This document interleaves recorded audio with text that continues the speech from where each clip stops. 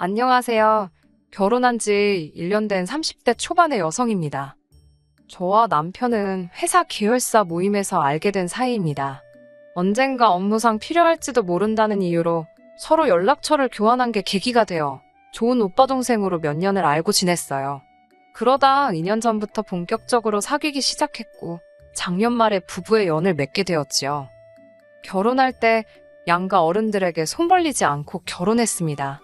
솔직히 안 벌리려고 안 벌린 건 아니에요. 시댁에서 저를 탐탁치 않아 하셨어요. 별다른 이유가 있었던 건 아니고 저희 부모님이 분식집을 운영하시는 게 마음에 차지 않으신다더군요. 애들 코 묻은 돈 받는 장사하는 사돈이라니 어디 가서 말하기도 부끄럽다면서 저희 부모님을 노골적으로 무시하셨습니다. 그런 시부모님이 미워서 결혼 안 하려고도 했었는데 남편이 저 없으면 죽는다고 하도 매달려서 하게 된 결혼이었습니다. 친정부모님은 괜히 당신들 때문에 제가 미움을 받는다면서 얼마 정도 해가면 제가 예쁨을 받을 수 있을지 고민하셨고 그런 부모님의 모습을 보니 오기가 생기더라고요. 그래서 해주신다는 친정부모님을 만류하고 아무것도 안 해갔습니다. 시댁에서도 반대하는 결혼을 꾸역꾸역 한다면서 아무것도 안 해주셨고요. 남편은 당시 모아둔 돈이 5천 정도 있었는데 저보다 4살이 많았던 것을 감안하면 그다지 많이 모아둔 것은 아니었습니다. 저는 8천 정도 모아둔 상황이었고요. 제가 3천을 더 해갔지만 손해라는 생각은 안 했습니다. 그저 남편과 제가 힘을 합쳐 전셋집이라도 하나 구할 수 있으니 다행이다 싶었습니다. 게다가 저나 남편이나 좋은 회사에 다니고 있었기에 둘의 앞날에 대한 걱정은 그다지 크지 않았네요. 하지만 행복하고 감사한 마음은 오래가지 못했습니다. 결혼식을 올리고 반년도 되지 않았을 무렵 친정부모님께서 가게를 마치고 집으로 돌아오시던 길에 교통사고로 돌아가셨거든요. 지금도 그 일만 생각하면 가슴이 미어집니다. 사고가 났던 그날도 친정 부모님께서는 분식집 장사를 마치시고 집으로 돌아오는 길이셨어요. 분식집에서 집까지는 걸어서 30분, 오토바이로는 10분 정도 걸립니다. 제가 알기로는 평소에는 두 분이 산책 삼아 걸어서 다니셨는데 그날은 많이 피곤하셨던 모양이에요. 아버지께서는 평소 근거리 배달용으로 쓰시던 오토바이를 타셨더라고요. 뒤에는 어머니를 태우시고요. 문제는 하필 그날따라 비가 많이 내렸고 음주운전 차량은 저희 아버지의 오토바이를 보지 못했답니다. 그렇게 두 분이 세상을 떠나셨어요. 이후로 한동안 시간이 어떻게 흘러가는지도 모를 만큼 저는 슬픔에 짓눌려 살았습니다. 그런 와중에 하루는 어머님께서 연락도 없이 집에 찾아오셨어요. 오시자마자 어머니께서 하신 말씀은 집안 꼴이 이게 뭐냐는 거였습니다. 냉장고를 열어보시고는 당신 아들이 좋아하는 반찬은 하나도 없다면서 혀를 차시더라고요. 살아있을 때 잘해야지 죽고 나서 울면 누가 알아주냐입니다. 뿐만 아니라 저를 힐끗 보시더니 왜 이렇게 퍼졌냐면서 관리 좀 하라셨어요. 당신 아들이 하루 종일 일하고 집에 와서 기껏 돼지마냥 늘어져 있는 저를 봐야겠냐면서요. 어머님의 새치어로 아주 난도질을 당한 기분이었습니다. 제 속마음을 아시는지 모르시는지 집안 곳곳을 휘젓고 다니시며 잔소리를 퍼붓던 어머님께서는 마침내 소파에 앉으시더니 너네 부모가 네 앞으로 뭐 남겨준 건 없냐셨어요. 솔직히 부모님이 돌아가신 뒤 그 슬픔이 너무 커서 재산이라던가 그런 건 생각도 못하고 있었는데 어머님이 그런 질문을 하시니 정신이 번쩍 들더군요. 확인해보지 않았다고 하니까 겨우 분식집에서 벌면 얼마나 벌었겠냐고 가서 빚이나 없는지 확인해 보랍니다. 그러면서 덧붙이시기를 빚이 있으면 갚든 포기를 하든 네가 알아서 하되 남편이나 당신한테 피해는 주지 말라고요. 그건 저희 부모님이 만드신 거니까 제가 알아서 해야 하는 거라고 신신당부를 하시면서요. 어머님 말씀이 서운하고 얄미웠지만 한편으로는 언젠가 한 번은 했어야 하는 일이지 싶어서 주민센터를 찾아갔어요. 그리고 얼마 후 알게 된 결과는 충격적이었습니다. 빚은 고사하고 오히려 부모님께선 제 앞으로 큰 재산을 남겨두셨더라고요. 가치가 15억에 달하는 3층짜리 건물이었지요. 대출도 얼마 남지 않아 있었고요. 사실 처음엔 비밀로 하려고 했습니다. 그런데 사람들 말이 어차피 결혼하면 재산세 낼 때 다 알게 된다더군요. 어쩔 수 없다 싶었어요. 그리고 솔직히 말하자면 유치하긴 했지만 한편으론 시부모님께 자랑하고 싶은 마음도 들더라고요. 조심스레 시부모님께 친정부모님이 제 앞으로 15억짜리 3층 건물을 남겨주셨다 하니 저더러 소설 쓰냐며 비웃으셨습니다. 하지만 제가 등기부등본을 보여드리자 어머님께선 한동안 말을 잇지 못하시더라고요. 솔직히 남편과 저 두 사람만 놓고 본다면 제가 절대 남편보다 못한 조건은 아닙니다. 학벌도 비슷했고 벌이도 비슷했으니까요. 그렇다고 시댁이 잘 사는 것도 아닙니다. 아버님은 20년 가까이 회사 생활을 하셨지만 소위 만년과장이셨어요. 그래서 다니셨던 회사 이름은 밝히셔도 직함은 절대로 말하지 않으십니다. 어머님은 평생을 전업주부로만 사셨고요. 두 분은 남편이 드리는 약간의 용돈과 연금 그리고 아파트를 담보로 받은 대출로 생활비를 융통하고 계셨습니다. 그나마 이 모든 사실도 결혼하고 나서 어머님이 말실수를 하시면서 알게 된 일들입니다. 결혼 전에는 아버님이 무슨 대기업 임원까지 할 뻔하셨다. 당신들은 재산이 많아서 그 재산으로 먹고 사신다. 거짓말을 어지간히도 치셨어요. 지금도 그 말 같지도 않은 허풍에 저희 부모님이 속상해하신 걸 생각하면 자다가도 눈이 번쩍 뜨일 지경입니다. 아무튼 결혼해서 살다 보니 별 볼 일도 없는 시댁이었고 그런 시댁 입장에서 하루아침에 며느리가 건물주라니 봉잡았다 싶었던 모양이에요. 떡줄 사람은 생각도 안 하는데 별의별 소리를 다 하시더라고요. 하루는 아버님께서 당신이 왕년에 회계팀에서 일을 했던 경력이 있으니 제 건물에서 나오는 월세를 관리해 주시겠답니다. 대신 월급으로 한 달에 300씩 달라고 하시더군요. 너무 어이가 없어서 월세 관리가 뭐가 필요하냐고 여쭤봤습니다. 제 건물에서 장사하시는 분들 대부분이 4, 5년은 되신 분들이라 때 되면 어련히 제 계좌로 이체해 주시는데 아버님이 구태여 고생하실 필요는 없다고 완곡히 거절의 뜻을 밝혔지요. 하지만 동시에 생활이 혹시 어려워서 일자리를 찾으시는 건가 싶어 회계일 말고 건물 관리 일을 도와주시는 건 어떻겠냐고 여쭤봤습니다. 건물 관리라는 게 사실 어려운 일은 아니고 이상한 사람이 오가지는 않는지 청결한지 그런 것들만 체크해 주시면 되는 단순한 일이었어요. 마침 오랫동안 해주시던 아저씨께서 고향에 내려가신다고 했기에 그나마도 여쭤볼 수 있었던 거고요. 그러자 이번엔 어머님께서 노발대발 난리가 나셨습니다. 어디 며느리가 건물주인데 시아버지가 모양 빠지게 경비를 서냐면서 저더러 지금 시아버지 망신 주려고 작정을 했냐고 악을 쓰시더라고요. 제 입장에서는 호의를 베푼 건데 어머님이 악다구니를 쓰시니 얼떨결에 머리채 잡힌 기분이었어요. 참다 못한 제가 내키지 않으시면 하지 마시라고 선을 그었네요. 이튿날 남편이 한다는 소리는 더 가관이었습니다. 어머님께서 남편에게 세상 천지에 시부모한테 조건 달고 용돈 주는 며느리가 어딨냐고 한탄을 하시더래요.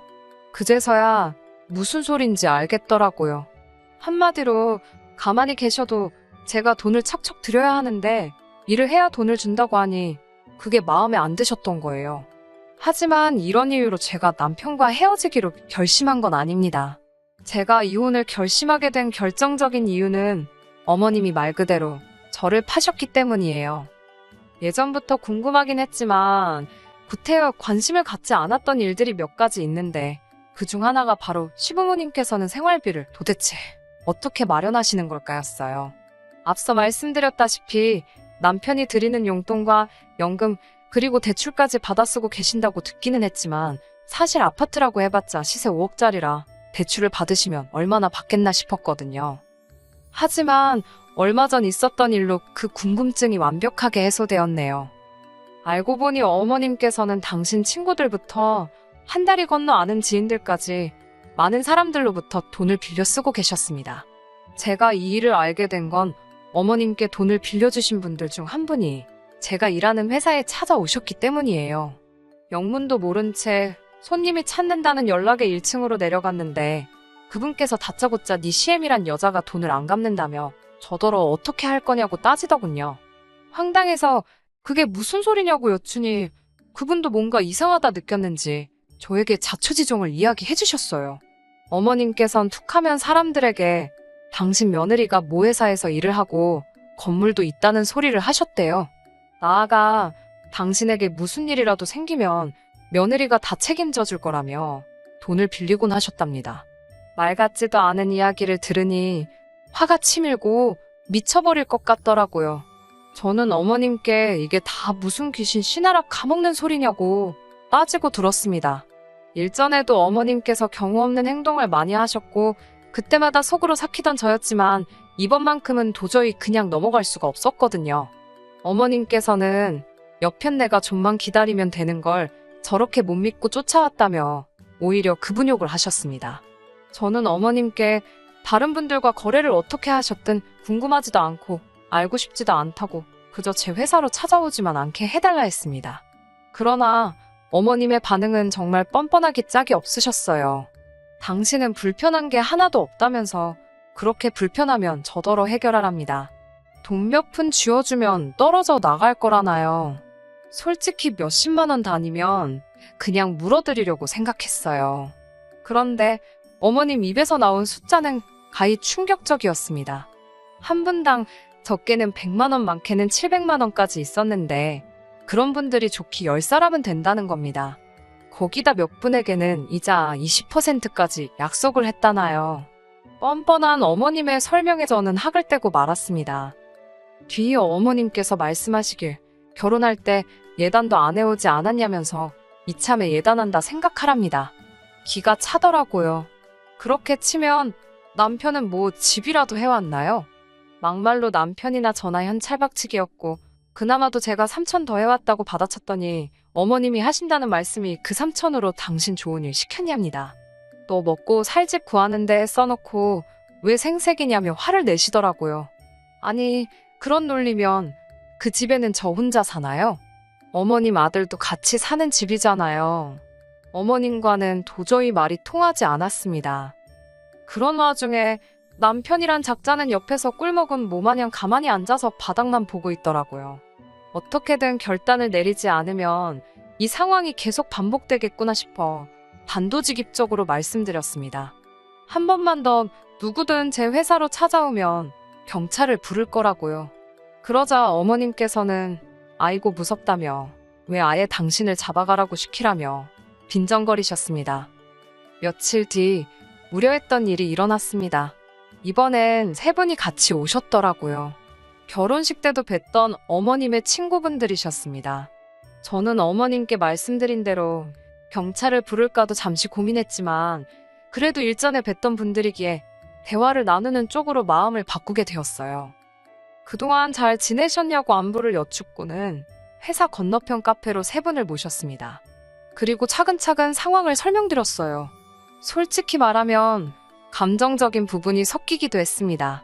어머님이 저희 부모님을 무시하면서 결혼을 반대했던 일과 저희 부모님이 돌아가시면서 저에게 유산으로 건물을 남겨주셨다는 이야기를 할 때는 저도 모르게 눈물을 보였거든요. 다행히도 어머님 친구분들 모두 제 이야기를 듣고는 이제 상황 파악이 되었다며 미안하다셨습니다. 그리고 며칠 뒤 어머님께서 아주 노발대발 화가 단단히 나셨더라고요. 도대체 그 여편네들한테 뭐라고 떠들었길래 자기한테 인생 그렇게 살지 말라면서 욕을 하냐입니다. 도대체 어떻게 인간들을 구워 삶았냐며 저에게 악다구니를 쓰시더라고요. 저는 그날 있었던 일을 가감없이 전해드렸습니다. 그러자 어머님께서는 며느리란 게 이제는 지 시애미까지 개망신을 시킨다며 어찌 죽은 네 부모나 너나 체면이란 걸 생각할 줄 모르냐고 따지셨습니다. 그 와중에 돌아가신 부모님을 들먹이니 저도 눈이 돌아가더라고요. 제가 어머님께 방금 하신 말씀 당장 사과하시라고 했습니다. 이 상황에 저희 부모님 이야기가 왜 나오냐고요. 그러자 남편이 저더러 적당히 좀 하랍니다. 자기가 보기엔 그저 어머님이 서운해서 그러시는 건데 그것도 못 받아주냐면서 막말로 한 달에 월세만 1,000 가까이 들어오면서 돈독이 올랐냐입니다. 말 나온 김에 따져보자면서 그까짓 돈 몇 푼 갚아줄 것도 아니면서 가만히나 있지 굳이 자기 부모님 개망신을 시켜야 했냐면서 목에 핏대를 세우더라고요. 평소에 제가 당하고 있을 때는 진짜 한마디도 안 하던 인간이 지 엄마 일이라고 희번덕거리는 걸 보니 어이가 없더군요. 저도 더는 당하고만 있을 수가 없어서 어머님에게 미친 듯이 싸댔습니다. 그 싫어하던 며느리 주머니에서 몇 푼 뜯어갈래다 잘 안 되니까 겨우 한다는 게 욕지거리냐고요. 어디 가서 암만 그래보시라고. 그래봤자 누구 하나 어머님 무서워하나. 저도 어머님 하나도 안 무섭다고 그랬습니다. 남편에게도 너도 그따위로 할 거면 내 옆에 있지 말고 니네 엄마한테 꺼지라고 했어요. 그러자 어머님께서는 너 말 잘했다며. 네가 먼저 우리 아들한테 이혼하자고 했으니까 그 건물 절반은 위자료로 내놔야 된답니다. 웃기지도 않아서 어머님 뉴스 안 보시냐고 물었습니다. 왜 끝까지 무식한 티를 내시냐며. 이건 제가 상속받은 재산이라 위자료랑은 아무 상관도 없다고요. 게다가 저희 지금 혼인신고도 안 되어 있는 거 기억 못 하시냐고 물으니 순간 어머님이 아차 싶은 표정을 지으셨어요. 어머님께서 저 너무 마음에 안 든다고 앞으로 하는 거 봐서 혼인신고하는 거 허락해 주신다면서 못하게 하셨거든요. 저는 어머님께 너무 감사하다고 덕분에 이렇게 수월하게 헤어진다고 인사를 드렸네요. 남편한테는 계좌번호 찍어서 보내라고 했습니다. 결혼할 때 너가 가져온 5천에서 1,000만 원은 네가 먹고 쓴 거다 치고 나머지만 보내준다고 했습니다.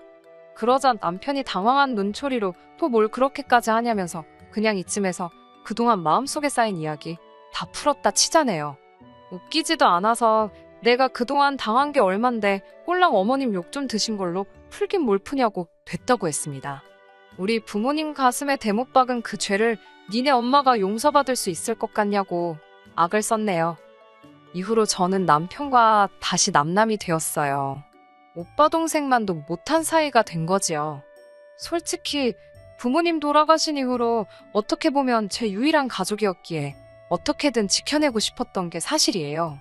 그래서 어머님과의 다툼이 있을 때마다 남편이 적극적으로 개입하지 않았어도 크게 원망하지 않으려고 노력했습니다. 하지만 결국 이렇게 되었네요. 저는 남편과 헤어진 후 회사까지 찾아왔던 그분들에게 고부관계가 끝났다고 소식을 전했습니다. 이제는 정말이지 제가 책임질 이유도 없고 명분도 없는 만큼 저희 어머님께 빌려드린 돈을 조금이라도 받으시려면 빨리빨리 고소도 하시고 아파트 경매도 생각해보시라고 조언해드렸어요. 후기라면 후기인데 얼마 전 남편에게서 연락이 왔었습니다. 다 죽어가는 목소리로 좀 도와달라대요. 무려 9사람이 어머님을 고소했는데 금액이 엄청나답니다. 이러다간 아파트도 뺏기고 온 가족이 길바닥을 나앉게 생겼다며 좀 도와달랍니다. 순간 안쓰러운 마음이 들긴 했지만 저희 부모님이 살아생전 못 먹고 못 입고 만드신 재산인데 그따위로 쓸 수는 없었지요. 남편에게는 유감이지만 각자 살 길 찾기로 했으니 더는 연락하지 말라고 했네요. 그 이후로는 어떻게 됐는지 잘 모릅니다. 제가 연락처를 바꿨거든요. 이후로 저는 회사를 떠났고 지금은 그동안 배워보고 싶었던 것들을 배우며 제 인생의 새로운 시작을 준비하고 있습니다. 언젠가 다시 부모님을 만나게 됐을 때 부끄럽지 않은 딸이고 싶다는 목표를 가슴에 품고 다시 열심히 살려고요. 많이 응원해주세요. 끝까지 들어주셔서 감사합니다. 오늘의 사연은 여기까지입니다. 구독과 좋아요, 알람 설정 부탁드리고 더 좋은 사연으로 다시 찾아뵙겠습니다. 감사합니다.